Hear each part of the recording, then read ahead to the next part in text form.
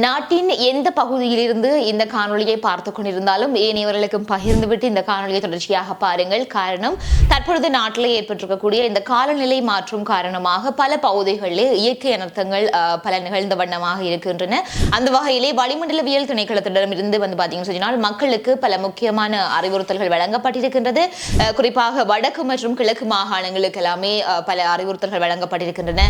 ஏனைய நாட்டின் பகுதிகளிலையும் பார்த்தீங்கன்னா முக்கியமான எச்சரிக்கைகள் வழங்கப்பட்டிருக்கின்றது. ஆகவே தயவு செய்து இந்த காணொலியை நீங்கள் இனியவர்களுக்கு பகிர்வதன் ஊடாக மக்கள் இது சார்ந்த முன்னெச்சரிக்கையுடன் நடந்து கொள்வார்கள். அதற்காகத்தான் இந்த ஒரு விடயத்தினை உங்களுக்கு நான் அறிய தருகிறேன். ஆகவே என்னவெல்லாம் வளிமண்டலவியல் திணைக்களத்தினர் சொல்லியிருக்கிறார்கள் என்றதை இந்த காணொலியில நாங்கள் மிக விரிவாக பார்க்கலாம். வணக்கம், நான் உங்கள் சங்கவி. வீடியோ பார்த்து கொண்டிருக்கிற நீங்க யாராவது என்னுடைய சேனலை சப்ஸ்கிரைப் பண்ணாம பார்த்து கொண்டிருந்தீங்கன்னா சப்ஸ்கிரைப் பண்ணிட்டு பாருங்க.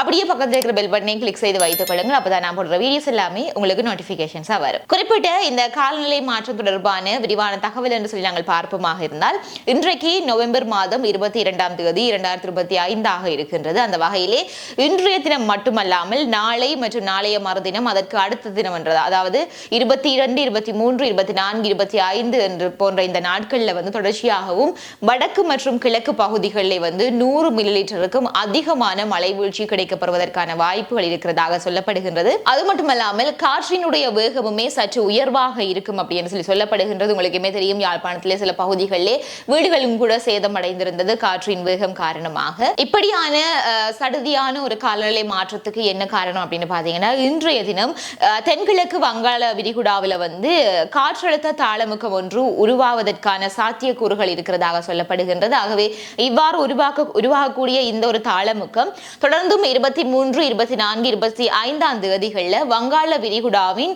மத்திய பகுதியை சென்றடையும் அப்படின்னு சொல்லப்படுகின்றது. அதன் காரணமாகத்தான் இந்த ஒரு 4 நாட்களும் தொடர்ச்சியாகவும் 100 மில்லிமீட்டருக்கும் அதிகரித்த மழை வீழ்ச்சி கிடைக்கப்படுவதற்கான வாய்ப்புகள் இருக்கப்படுவதாக சொல்லப்படுகின்றது. ஆகவே இந்த ஒரு காலப்பகுதிகளில் மக்கள் ஏற்படக்கூடிய அனர்த்தங்கள்ல இருந்து உங்களை பாதுகாத்துக் கொள்றதுக்கான முன்னாயத்த நடவடிக்கைகளுடன் இருக்கும்படியாக சொல்லப்படுகின்றது. குறிப்பாக இந்த இடி மின்னல் தாக்கங்கள்ல இருந்துமே நீங்கள் உங்களை பாதுகாத்துக் கொள்ள வேண்டும். அது மட்டுமின்றி ஒருவேளை வெள்ள அனர்த்தங்கள் ஏற்பட்டால் அதற்கான உங்களினுடைய முன்னாயத்தங்கள் என்ன என்று சொல்லி எல்லாவற்றுக்குமே நீங்கள் ஆயத்தமாக இருக்க வேண்டும். இந்த அறிவுறுத்தல்கள் எல்லாவற்றையுமே பாத்தீங்கன்னா வளிமண்டல திணைக்களத்தினர் தான் சொல்லி இருக்கின்றார்கள். அதே சமயம் இந்த மழை வீழ்ச்சியுடன் சேர்ந்து காற்றினுடைய வேகமும் அதிகரிக்கிற காரணத்தினால கடல் கொந்தளிப்பும் அதிகமாக இருக்கிறதுக்கான வாய்ப்புகள் இருக்கிறதாகவும், ஆகவே கடல் தொழிலே ஈடுபடக்கூடியவர்கள், கடல் தொழிலாளர்கள் அனைவருமே அது குறித்து ஒரு முன்னாயத்த நடவடிக்கையுடனும் அதே சமயம் அந்த அனர்த்த நிலைமைகளை கருத்தில் கொண்டும் உங்களினுடைய தொழில்களில் ஈடுபடும்படியாக தெரிவித்திருக்கிறார்கள். ஆகவே முடிந்த அளவு நீங்கள் இந்த நாட்களில் கடற்தொழிலுக்கு செல்வதை தவிர்ப்பது இன்னுமே மிகவும் சிறந்ததாக இருக்கும் என்றது என்னுடைய ஒரு கருத்து. ஆகவே இந்த வடக்கு கிழக்கு பகுதிகளில் வாழ்ந்து கொண்டிருக்கக்கூடிய மக்கள் இது தொடர்பிலே உங்களினுடைய முன்னாயத்த நடவடிக்கைகளுடன் இருங்கள் என்ற ஒரு விடயத்தை நான் தெரிவித்துக் கொள்கின்றேன்.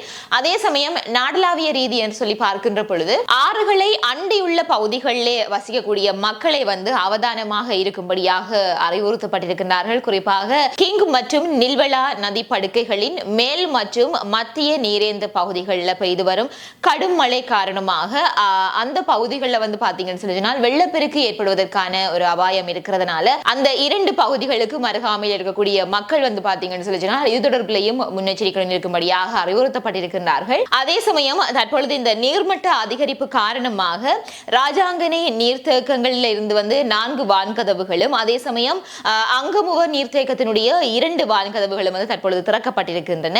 ஆகவே இந்த நிலைமையில எதிர்வரும் நாட்களில் தொடர்ச்சியாகவும் இவ்வாறான ஒரு கனமழை கிடைக்கப்பெறுமாக இருந்தால் மேலும் இந்த நீரினுடைய அளவுகள் எல்லாமே அதிகரிக்க கூடும். அதே சமயம் வெள்ளப்பெருக்கு ஏற்படுவதற்கான வாய்ப்புகள் இன்னுமே அதிகமாகும். ஆகவே எல்லா நிலைமைகள் தொடர்புலையுமே மக்கள் எந்த நேரத்திலையுமே விழிப்புடன் இருக்க வேண்டும் என்றதை மீண்டும் மீண்டுமாக வளிமண்டலவியல் திணைக்களத்தினர் அறிவுறுத்தி இருக்கின்றார்கள். குறிப்பாக இந்த காற்றினுடைய வேகம், அதே சமயம் கனமழை, அது மட்டுமின்றி இந்த வெள்ளப்பெருக்கு போன்ற இந்த ஒரு இயற்கை அனர்த்தங்களை தாண்டி மண் சரிவு ஏற்படுவதற்கான எச்சரிக்கைகளும் பல பகுதிகளுக்கு விடுக்கப்பட்டிருக்கின்றது. குறிப்பாக 9 மாவட்டங்களுக்கு இந்த மண் சரிவு அபாய எச்சரிக்கை ஏற்கனவே விடுக்கப்பட்டிருந்த நிலைமையில அது மீண்டுமாக தற்பொழுது நீடிக்கப்பட்டிருக்கிறது. அந்த வகையிலே இன்றைய தினம் மாலை 4 மணி முதல் நாளைய தினம் மாலை 4 மணி வரைக்குமே இந்த மண் சரிவு காரணங்களுக்கான அபாய எச்சரிக்கை வந்து மீண்டுமாக நீட்டிக்கப்பட்டிருக்கிறதாகவும் சொல்லப்படுகிறது.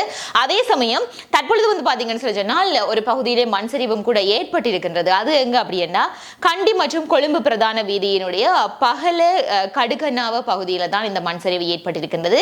இந்த பாறைகள் வந்து அந்த பகுதிகளில் சரிந்து விழுந்ததிலே அங்கே இருக்கக்கூடிய ஒரு விற்பனை நிலையம் ஒன்று வந்து சேதமடைந்திருக்கின்றது. குறிப்பாக அந்த பகுதிகளிலே தற்பொழுது போக்குவரத்தும் கூட தடைப்பட்டிருக்கின்றது. ஆகவே அந்த பகுதிகளை பயன்படுத்தக்கூடிய சாரதிகளை வந்து அவதானத்துடன் இருக்கும்படியாகவும் முடிந்த அளவு மாற்று பாதைகளை பயன்படுத்துவது சிறந்தது அப்படின்னு சொல்லியுமே தெரிவித்திருக்கின்றார்கள், அறிவுறுத்தப்பட்டிருக்கின்றார்கள். அதே சமயம் தற்பொழுது இந்த விற்பனை நிலையம் வந்து மண் சரிவினாலே சேதமடைந்த அந்த காரணத்துல வந்து மொத்தமாக 5 அந்த மண் சரிவிலே சிக்கப்பட்டதாகவும் அதில் ஒருவர் உயிரிழந்து விட்டதாகவும் 4 வந்து மீட்கப்பட்டு வைத்தியசாலை அனுமதிக்கப்பட்டிருக்கிறதாகவும் அவர்கள் காயங்களுக்கு உள்ளாகி இருக்கிறதாகவும் சொல்லப்படுகின்றது. இதனை தாண்டி இன்னும் சில பேர் அந்த இடிபாடுகளுக்குள்ளே சிக்கி இருக்கலாம் என்று சொல்லியும் சொல்லப்படுகின்றது. ஆகவே முழுவதுமான அந்த மீட்பு பணிகள் முடிவடைகின்ற சமயத்திலே எத்தனை பேர் அதிலே பாதிக்கப்பட்டிருக்கிறார்கள் என்றது தெரிய வரும். அந்த அடிப்படையிலே தயவு செய்து குறிப்பாக இந்த மலைசார் பகுதிகளிலே வாழக்கூடியவர்கள், மலையக பகுதிகளிலே வாழக்கூடியவர்கள் வந்து இது தொடர்பிலே மிகவும் எச்சரிக்கையுடன் இருந்து கொள்ளுங்கள். ஆகவே மண் சரிவு, வெள்ளப்பெருக்கு, அதிகளவான காற்றினுடைய வேகம், இடிமின்னல் இவ்வாறு பல இயற்கை அனர்த்தங்களுக்கான ஒரு முன்னெச்சரிக்கை மக்களுக்கு வழங்கப்பட்டிருக்கின்றது. இது தொடர்பில் எல்லாரும் அவதானத்துடன் செயற்பட்டுக் கொள்ளுங்கள். அதே சமயம் இந்த மழைக்காலங்களிலே நீங்கள் வீதிகளில் பயணமாகின்ற போதும் கூட அருகில் இருக்கக்கூடிய மரங்கள் எந்த நிலைமைகளில் இருக்கின்றது என்றதையும் கூட நீங்கள் கவனத்திலே கொள்ள வேண்டும். உங்களுக்கு தெரியும், நிறைய இடங்களில் இவ்வாறு மரங்கள் முறிந்து விழுந்து பலர் உயிரிழந்திருக்கின்றார்கள். ஆகவே இது தொடர்பிலையுமே நீங்கள் அவதானத்துடன் இருக்க வேண்டியது மிகவும் முக்கியமான ஒரு விடயமாக இருக்கின்றது. ஆகவே முடிந்தளவு இந்த காணொலியை ஏனையவர்களுக்கு பகிர்ந்து கொள்ளுங்கள். இல்லை என்றால் இந்த விடயத்தை நீங்கள் அவர்களுக்கு சொல்லிக் கொள்ளுங்கள். இந்த ஒரு காணொலி உங்களுக்கு பயனுள்ளதாக அமைந்தால் லைக் பண்ணுங்க. இது தொடர்பிலே உங்களுடைய கருத்துக்களை தெரிவித்துக் கொள்ளுங்கள். அதே சமயம் இந்த காணொலியை எங்கிருந்தெல்லாம் பார்த்து கொண்டிருக்கிறீர்கள், உங்களுடைய இடங்களிலே தற்பொழுது இருக்கக்கூடிய காலநிலை நிலவரம் என்ன என்பதையும் வந்து கருத்து பரவலை பகிர்ந்து கொள்ளுங்கள். இதே மாதிரியாக மற்றொரு காணொலியில் நான் உங்களை சந்திக்கிறேன்.